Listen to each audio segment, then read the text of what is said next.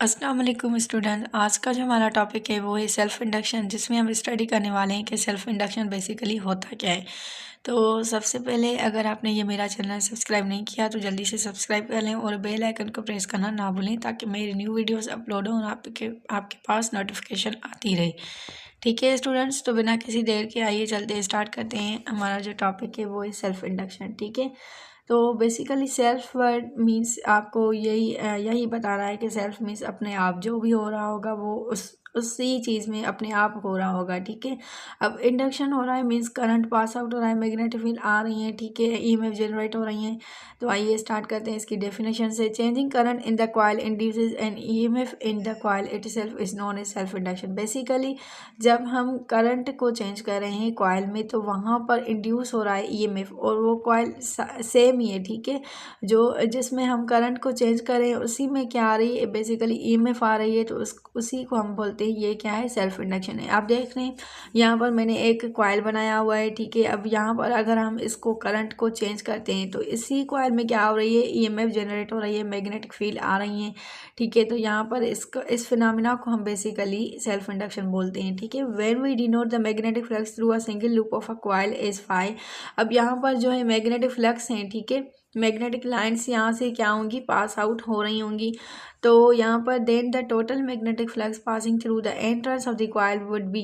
अब यहाँ पर जो है यहाँ पर जो वुड बी एन फाई हो जाएगा। ठीक है, अगर हम यहाँ पर नंबर ऑफ ट्रांस, यहाँ पर ये जो स्पेलिंग है सॉरी मिस्टेक हो गई। ठीक है, अब यहाँ पर जो ये जो नंबर ऑफ ट्रांस हैं, ठीक है, और इसको हम बढ़ाते जाएंगे तो इसको हम इक्वल करेंगे एंड फाई के। ठीक है, फाई क्या है, बेसिकली फ्लक्स लाइन से, मैग्नेटिक फ्लक्स से, जहाँ पर ये जो कॉइल है उससे यहाँ पर ये जो लाइन से वो पास आउट हो रही होंगी। ठीक है, मैग्नेटिक फ्लक्स अब जो है वो डायरेक्टली प्रोपोर्शनल रख रहा है किसके साथ, करंट के साथ। अगर यहाँ पर N phi is directly proportional to current है तो यहाँ पर प्रोपोर्शनलिटी साइन हटाने के लिए हमारे पास एक अदद क्या आता है स्टूडेंट्स, कांस्टेंट आता है। तो यहाँ पर भी कांस्टेंट आएगा, वो आएगा N phi equals to L आई।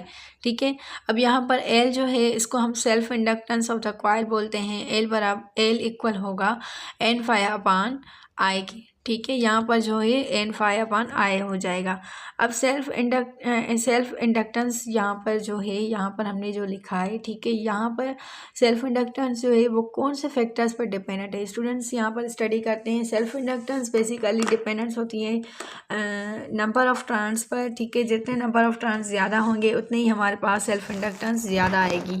इसके अलावा क्रॉस सेक्शनल एरिया, जितना क्रॉस सेक्शनल एरिया बढ़ता जाएगा उतना लाइंस पास आउट बहुत ज़्यादा होती रहेंगी और इसलिए हमारे पास सेल्फ इंडक्शन भी ज़्यादा आएगी। इसके अलावा material use for the core, material पे भी ये बेस्ड होता है स्टूडेंट्स। जितना हम मटेरियल अच्छा यूज़ करेंगे, जैसे आप यहाँ पर सॉफ्ट आयरन कोर यूज़ करेंगे तो यहाँ पर मैग्नेटिक फ्लक्स ज़्यादा पास आउट हो रहा होगा। ठीक है, इसके अलावा हमने by the Faraday's law of electromagnetic induction से ये स्टूडेंट्स पढ़ा हुआ है कि ये E equals to E M F जो होती है वो इक्वल होती है minus N delta phi upon delta T. अब मैंने आपको ये भी बताया था कि माइनस यहाँ पर क्यों है, क्योंकि ये जो काज है वो अपने इफेक्ट को क्या कर रहा है, बेसिकली अपोज कर रहा होता है। इस वजह से यहाँ पर लेंस लॉ में हमने ये पढ़ा था कि ये माइनस साइन होती है। ठीक है स्टूडेंट्स, तो यहाँ पर अगर फैराडेज लॉ को हम सेल्फ इंडक्शन की इक्वेशन पर बेसिस करें तो यहाँ पर ईएमएफ जो होता है minus L delta I upon delta T बनेगा। ठीक है, self induced electromotive force within a coil is directly proportional to rate of change of current within a coil. तो आप देख सकते हैं कि सेल्फ इंडक्टेंस जो होती है इलेक्ट्रोमोटिव फोर्स की वो डायरेक्टली प्रोपोर्शनल होती है किसके साथ, चेंज ऑफ करंट।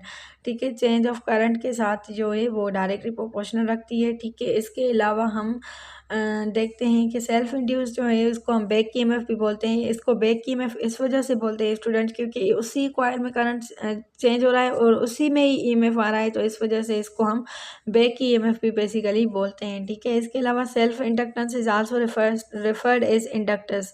बेसिकली हमने जो इलेक्ट्रिक फील्ड होती है उसमें हम कंडक्टर पढ़ते हैं और इसमें हम इंडक्टर पढ़ते हैं। क्यों पढ़ते हैं इंडक्टर, क्योंकि हम कंडक्टर बेसिकली क्या होता है, कंडक्टर जो स्टोर करता है चार्जेस को, एनर्जी चीज़ को इन इलेक्ट्रिक फील्ड। और इंडक्टर बेसिकली वो होता है जो चार्जेस या एनर्जी को स्टोर करता है मैग्नेटिक फील्ड में, ठीक है। तो सेल्फ इंडक्टेंस को बेसिकली हम इंडक्टर्स भी बोल सकते हैं।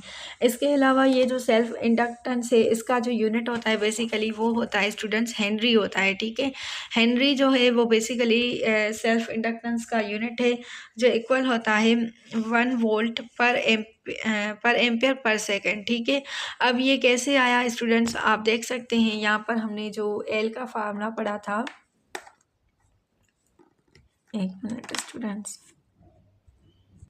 ठीक है स्टूडेंट्स, यहाँ पर हमने जो एल का फार्मूला पढ़ा है ईएमएफ का बेसिकली हमने पढ़ा है। अब यहाँ पर हम एल से एल बाहर करेंगे, ठीक है। यहाँ पर ये जो एल है, ठीक है, अगर हम यहाँ पर बाहर करें मीन्स सेल्फ इंडक्टेंस को अगर हम बाहर निकालें तो ये इक्वल हो जाएगा ईएमएफ अपान डेल्टा आई अपान डेल्टा टी, ठीक है। तो यहाँ पर हम वोल्ट पर एम्पियर पर सेकंड इसको बोल सकते हैं। तो यहाँ पर था हमारा जो टॉपिक है वो है सेल्फ इंडक्शन का।